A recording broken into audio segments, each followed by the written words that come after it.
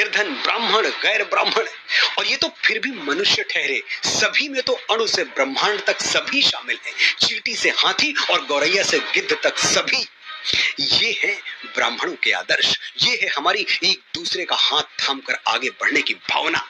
इसलिए आज के बाद ब्राह्मणों पर टिप्पणी करने से पहले एक बार ये जरूर सोचिएगा कि जब भी सनातन और भारतवर्ष को तोड़ने की कोशिश की गई, तब ब्राह्मणों ने ही अपनी शिखा खोलकर राष्ट्र और उसकी संस्कृति को एक सूत्र में बांधा है। मैं गर्व से कहता हूं कि मैं ब्राह्मण हूं।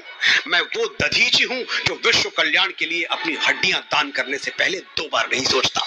मैं वो परशुराम हूं जो श्री राम जैसे मर्यादा मूर्ति क्षत्रियों को अपनी सारी शक्तियां सौंप देता है। मैं वो चाणक्य हूं जो एक वंचित वनवासी को उठाकर भारतवर्ष के राज सिंहासन पर बिठा देता है। मैं वो आदि शंकराचार्य हूं जो अपने असीम ज्ञान के प्रताप से समूचे भारतवर्ष को एक भगवा ध्वज के तले ला खड़ा करता है।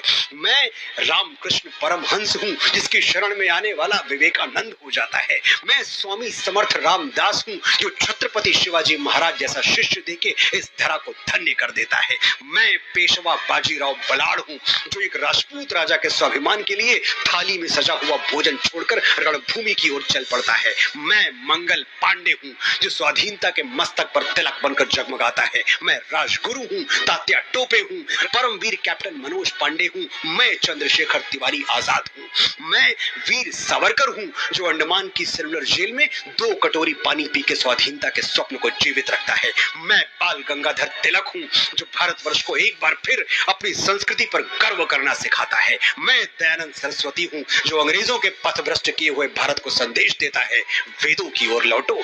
मैं ही इस यशस्वी ब्रह्मकुल की बेटी रानी लक्ष्मीबाई हूं जो मातृभूमि की रक्षा के लिए फिरंगियों के बदन में अपनी तलवार का लोहा उतार देती है।